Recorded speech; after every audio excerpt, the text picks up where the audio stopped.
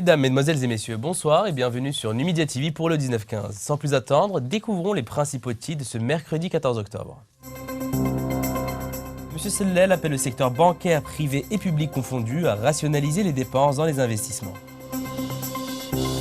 L'Algérie et les États-Unis d'Amérique sur la même longueur d'onde, haro sur l'évasion fiscale et le blanchiment d'argent. Bidonville Ramli, ce méga bidonville se transforme dans un proche avenir en un lieu de villégiature. International Burkina Faso, la dépouille de Sankara crible de balles, de forts soupçons pèsent sur Kampaoré, son successeur. La tripartite gouvernement, patronat, syndicat qui s'est tenue aujourd'hui à Biskra a été l'occasion de débattre, mais surtout de proposer des solutions consensuelles pour redorer l'économie nationale. Le Premier ministre, Abdelmalek Sellel, a entre autres appelé le secteur bancaire à rationner les dépenses dans les investissements. Plus de détails avec Neriman Erzgen.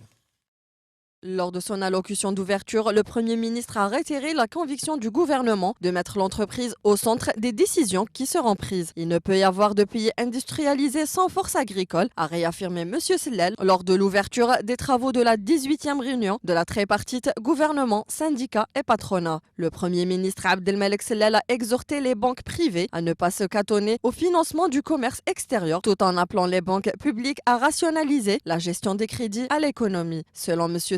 de nouvelles dispositions seront prises pour améliorer cette situation. Ce n'est pas possible de continuer à ce rythme. Il faut aller à la création d'un maximum d'entreprises créatrices de richesses.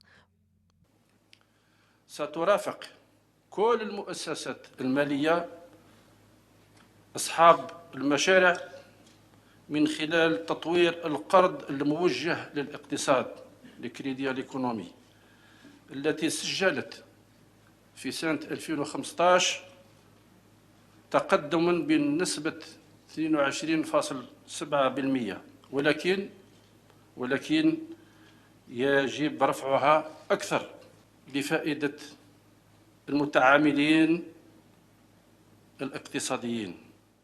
Dans ce sens, il a cité une procédure simplifiée qui a été mise en place récemment pour encadrer la gestion du foncier industriel, ouvert également à l'investissement privé. Il a alors assuré que d'ici 6 mois, le problème du foncier destiné à l'investissement sera totalement résolu. M. Sellel a indiqué dans ce contexte que les Wali avaient reçu des instructions fermes pour soutenir et accompagner les projets d'investissement.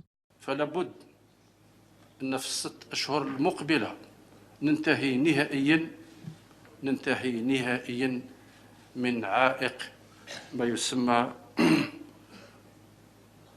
بالأراضي الصالحة للاستثمار. ومن جهة أخرى في أن العمليات المعتمدة بعنوان المخطط الوطني ويسمى بالدوينج بيزنس قد شهدت تنفيذا فعليا من خلال تعديلات تشريعية وتنظيمية وكذا من خلال تبسيط الإجراءات كل الإجراءات. De plus, il a rappelé que la promotion de la production nationale bénéficiait de la réintroduction en sa faveur exclusive du crédit à la consommation ainsi que la mise en place du dispositif des licences d'importation. L'Algérie et les États-Unis ont signé à Alger un accord intergouvernemental portant sur le partage d'informations fiscales entre les deux pays, permettant ainsi de promouvoir la transparence financière et le renforcement de la lutte bilatérale et internationale contre l'évasion fiscale et le blanchiment d'argent. Neriman Erzgen nous détaille le sujet. L'accord premier du genre conclu par les États-Unis avec un pays d'Afrique du Nord a été signé par le ministre des Finances Abdelrahman Ben Khalfa et l'ambassadrice des États-Unis à Alger, Madame Polachik. Il permettra la mise en œuvre des dispositions de la loi relative au respect des obligations fiscales concernant les comptes étrangers, appelée la loi FATCA, Foreign Account Tax Compliance Act. Constituant une première étape dans cette coopération bilatérale, l'accord devrait être suivi de la conclusion prochaine d'une convention fiscale de non-double imposition entre l'Algérie et les États-Unis. Avec les États-Unis, nous avons de la coopération dans plusieurs secteurs et nous complétons cela par la coopération dans le domaine financier et fiscal. C'est un échange d'informations qui vise d'abord à permettre au flux d'investissement américain en Algérie, a déclaré M. Ben Khalfa à la presse à l'issue de la signature. Considérant cet accord comme étant un geste important, un ciment dans la coopération coopération algéro-américaine, le ministre s'est réjoui du fait que l'Algérie soit le seul pays dans la région doté d'un niveau important de transparence dans ses relations avec le monde, soulignant notamment la coopération en matière de lutte contre la fraude et l'évasion fiscale et financière. Madame Polachik a de son côté déclaré que l'accord représentait une étape importante dans la coopération entre les deux pays pour lutter contre l'évasion fiscale à l'étranger. La mise en œuvre de cet accord en Algérie est prévue par l'article 79 de la loi de finances pour 2015 qui mettant à la charge de certains organismes et institutions financières la communication des informations concernant les contribuables des États ayant conclu avec l'Algérie un accord d'échange de renseignements à des fins fiscales, expliquant au ministère des Finances. Le ministre du Commerce, Barté Belaïb, a pris part à Riyad aux travaux de la réunion des ministres arabes du commerce préparatoire à la 10e conférence ministérielle de l'Organisation mondiale du commerce, afin d'examiner plusieurs questions importantes, notamment le programme de travail de la conférence post-Bali, indique un communiqué du ministère. Neriman Rezgen nous détaille encore le sujet. Les participants examineront plusieurs questions importantes, notamment celles relatives à la détermination d'une position vis-à-vis des négociations du cycle de Doha et le programme de travail de la conférence post-Bali, selon le communiqué du ministère. Les ministères arabes confirmeront lors de cette rencontre leur engagement de mettre les besoins et les intérêts des pays en développement comme priorité dans le programme de Doha pour le développement en vue de faire avancer les négociations, notamment celles relatives à l'agriculture et les produits non agricoles à travers le traitement des plafonds tarifaires, les services et le traitement spécial et préférentiel. Le projet de déclaration de Riyad prévoit également de retirer la demande des ministres arabes du commerce de la qualité d'observateur pour la Ligue arabe au sein des conseils, des organisations et des comités de l'OMC, ainsi qu'au niveau des conférences ministérielles, de même que l'autorisation à une participation équitable en qualité d'observateur dans cette organisation pour les institutions gouvernementales. Ce projet de déclaration porte aussi sur la nécessité d'introduire la langue arabe comme l'une des langues officielles de travail de l'OMC. Les États membres seront exhortés à faciliter et à accélérer l'accession à l'OMC des pays en développement et des pays les moins avancés en leur offrant une assistance technique et financière en vue de construire les capacités nécessaires qui leur permettront d'adhérer efficacement au système commercial multilatéral. Après 2 années d'attente, les projets de l'aménagement d'Oued el-Harrach et de la réalisation du viaduc d'Oued Ouchayah seront relancés après la fermeture définitive du site Al-Ramli, le plus grand bidonville d'Alger. Neriman Rezgen nous explique. Ce projet qui fera de ce lieu le nouveau centre de gravité de la capitale, qui a coûté quelques 38 milliards de dinars, devrait être livré l'été dernier. Le problème qui résidait pour la suite du projet, c'est l'implantation de plus de 5000 familles sur les rives de l'Oued. Et nous procédons progressivement à l'élimination de ces bidonvilles, a déclaré le wali d'Alger Abdelkader Zour. Dans une ambiance de plus conviviale, due à l'éradication du plus grand bidonville de la capitale, 2 jours auparavant, l'importante délégation a assisté au coup d'envoi des travaux d'aménagement du projet de Oued el-Harrach et du viaduc de Oued Ouchayah qui a été interrompu à cause de la présence de bidonvilles. En effet, la libération de l'emprise du chantier a permis de relancer les travaux de cette voie rapide reliant la radiale de Oued Ouchayah à Berraqi qui s'achèveront dans un délai de 16 mois. Tous ces espaces seront ouverts au public. On va réintroduire des variétés de poissons qui vivaient à l'époque dans le Oued el-Harrach, on va les réintroduire là, des variétés de plantes. Des variétés d'oiseaux vont revenir parce que ce sera une zone humide et on ouvre énormément d'espaces, des terrains de foot, des sanitaires, des parkings et des promenades sur tous ces espaces. قلت بعد 12 شهر ابتداء من اليوم لأن إعادة الانطلاقة هي اليوم بعد 12 شهر تجي لنا شرب الأتاي. En outre, M. Amirouche a annoncé que le tronçon de la prise d'eau dans la commune de Boroba sera inauguré le 1er novembre prochain. Au niveau de la prise d'eau, 6 stades de proximité, un théâtre en plein air et des espaces de détente seront selon lui mis à la disposition des citoyens. Dans sa déclaration, M. Abdelkader Zour a affiché son soulagement suite aux opérations de relogement des habitants de Ramli. Concernant les recours introduits à travers 1667 dossiers, l'OLI a expliqué que les dossiers non acceptés ne sont pas automatiquement exclus. Il faudrait tout simplement ramener une preuve que ce citoyen n'a jamais bénéficié d'un logement auparavant.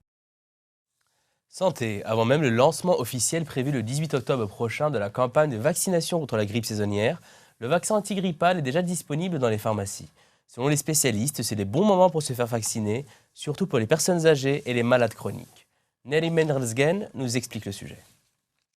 La campagne de vaccination contre la grippe saisonnière 2015-2016 débutera dimanche prochain et s'étalera sur toute la période automno-hivernale. Pour cette saison, 2,5 millions de doses seront mises sur le marché, soit une augmentation de 7 000 doses par rapport à la campagne de l'année dernière, indique le directeur de la prévention au ministère de la Santé, de la Population et de la Réforme hospitalière, Smaïl Mesbah. Conformément aux recommandations du comité d'experts du ministère, ces 2,5 millions de doses ont été acquises et mises à la disposition des centres vaccinateurs habituels des établissements de santé où le vaccin est administré gratuitement, ainsi que toutes les officines où le vaccin est remboursé par la sécurité sociale pour les personnes âgées et les malades chroniques. Le responsable a noté que ces 2,5 millions de doses, 1,2 million seront distribuées au niveau des établissements publics de santé et les 600 000 autres au niveau des officines. Pour ce qui est du dispositif de prise en charge des cas de grippe compliqués, il a fait savoir qu'il sera opérationnel dès le début du mois de novembre et consiste, a-t-il dit, à veiller à la disponibilité des moyens nécessaires pour la protection et la prise en charge des cas de grippe compliqués et l'hospitalisation, ainsi que le traitement rapide de ces cas. Il a assuré que ce dispositif demeurera opérationnel durant toute la période d'activité du virus et vise à prendre en charge précocement toutes les formes sévères de cette maladie. Par ailleurs, le même responsable a expliqué que les personnes éligibles à la vaccination sont celles exposées au risque de complications, notamment les personnes âgées de 65 ans et plus, les adultes et les enfants présentant une pathologie chronique, les cardiopathies, les affections pulmonaires chroniques, les affections métaboliques, diabète, obésité, rénale et les femmes enceintes. International avec le Burkina Faso. L'ancien président charismatique du Burkina Faso, Thomas Sankara, a été criblé de balles lors de son assassinat en 1987, selon le rapport d'autopsie présenté à Ouagadougou, alors que les premières inculpations ont été annoncées 28 ans après sa mort. Le résumé de Yamina Bahir. Icône du panafricanisme, le capitaine Sankara a été tué après 4 années au pouvoir, le 15 octobre 1987, lors d'un putsch qui a porté son compagnon d'armes Blaise Compaoré au pouvoir. L'enquête sur sa mort a été ouverte fin mars 2015, 5 mois après le renversement de Compaoré, chassé par la rue après 27 ans au pouvoir. Les ossements de M. Sankara ont été exhumés fin mai et sont en cours d'authentification par une expertise ADN. Cette enquête vise à lever le voile sur le mystère entourant les circonstances de la mort de Thomas Sankara. Le sujet était entièrement tabou pendant l'ère Compaoré, qui a été soupçonné d'avoir commandité son assassinat. Officiellement, Sankara était décédé de mort naturelle à 37 ans. L'un des avocats de la famille Sankara a indiqué que 8 à 9 personnes, dont plusieurs soldats de l'ex-régiment de sécurité présidentielle RSP, auteurs du coup d'État manqué du 17 septembre, ont été inculpés pour leur implication présumée dans l'assassinat en 1987 du président du Burkina Faso. Le chef des putschistes, le général Gilbert Diendéré, est largement soupçonné d'avoir été à la tête du commando qui a abattu Sankara en 1987. Il était alors l'homme de l'ombre et le bras droit de Blaise Compaoré. Il est actuellement écroué à Ouagadougou, inculpé d'attentat à la sûreté de l'État et de haute trahison pour le putsch avorté. Vague de répression en Palestine occupée, la police autorisée à boucler des quartiers arabes de Jérusalem. Burundi, au moins 6 personnes tuées dans des affrontements à Bujumbura. Frappe en Syrie, le groupe terroriste Daesh appelle au combat contre les États-Unis d'Amérique et la Russie. France, des milliers de policiers se rassemblent sous les fenêtres de Christiane Taubira. C'est le monde aujourd'hui en bref avec Yamina Bahir. Les autorités israéliennes ont commencé ce mercredi à installer des postes de contrôle aux accès des quartiers palestiniens de Jérusalem-Est, au lendemain de la plus grave série d'attentats récents entre Israéliens et Palestiniens. Les corps des auteurs d'attaques contre des Israéliens ne seront plus rendus à leurs familles dans le cadre des nouvelles mesures prises par le gouvernement israélien. Outre les plus de 30 morts dans les violences, une centaine de personnes ont été blessées côté israélien et des centaines côté palestinien depuis le 1er octobre, selon les secours de part et d'autre. L'organisation terroriste Daesh a appelé mardi au combat à la fois contre Moscou et contre Washington. La Russie sera vaincue, a menacé le porte-parole de Daesh, Abu Mohamed al-Adnani, appelant les terroristes en tout lieu à lancer le combat contre les Russes et les Américains. Il a également accusé les États-Unis de faire appel à d'autres pays pour l'aider dans sa guerre contre Daesh. Le front Al-Nosra, branche syrienne d'Al-Qaïda, s'est également déchaîné contre la Russie, qui fait intervenir son aviation depuis le 30 septembre contre les terroristes en Syrie. Au cours de ces dernières 24 heures, l'aviation russe a bombardé 86 cibles terroristes en Syrie, soit un record absolu depuis le début de son intervention. Au moins 6 personnes, dont un policier, ont été tuées hier mardi dans des violences dans un quartier contestataire de Bujumbura. Un bilan contesté par de nombreux habitants qui accusent les forces de l'ordre burundaises d'avoir massacré au moins 7 civils. 2 policiers auraient été enlevés dans le quartier de Ngagara, majoritairement opposé au pouvoir du président Pierre Nkurunziza. Un policier a été tué et l'autre gravement blessé, tous deux par balle. La police est intervenue et a tué 5 personnes au cours d'affrontements qui ont suivi. Mais d'après des témoins, les hommes de l'API, une unité de l'armée chargée de la protection des institutions, se sont livrés à un véritable massacre dans le quartier 3 de Ngagara, où ils ont exécuté de balles dans la tête et dans la poitrine au moins 7 civils. Adulés en janvier lors des attentats de Paris, les policiers français sont aujourd'hui à bout et veulent le faire savoir bruyamment ce mercredi, accusant la justice de laxisme. Ils ont prévu de manifester sous les fenêtres du ministère qui en a la charge. La goutte d'eau qui a fait déborder le vase est la blessure de l'un des leurs, grièvement touché lors d'une fusillade il y a quelques jours par un malfaiteur qui avait profité d'une permission pour partir en cavale. Depuis les attentats de janvier, les forces de l'ordre sont soumises à rude épreuve entre la prévention de nouvelles attaques et la crise migratoire. Football enfin, la sélection nationale s'est rachetée hier soir de sa dernière défaite concédée face à la Guinée, en s'imposant sur la même pelouse du stade 5 juillet contre le Sénégal 1-0 pour son match préparatoire aux éliminatoires de la Coupe du Monde 2018. Le commentaire de Nariman Rezgan.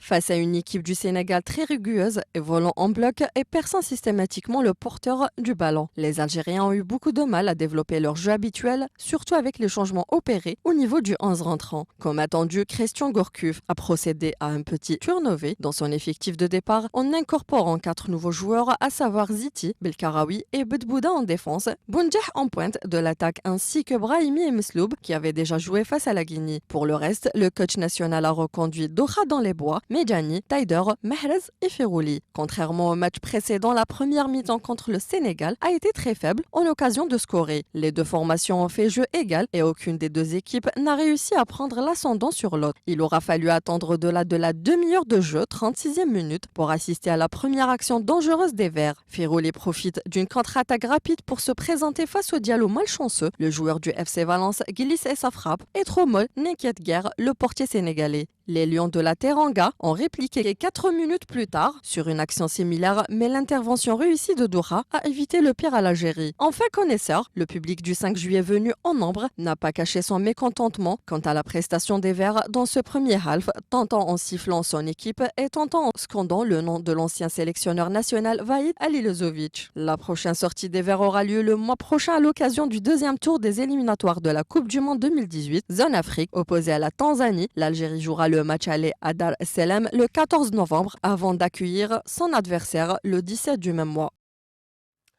C'est la fin de cette édition. Merci de nous avoir suivis. Restez sur les médias pour la suite des programmes et rendez-vous demain à la même heure.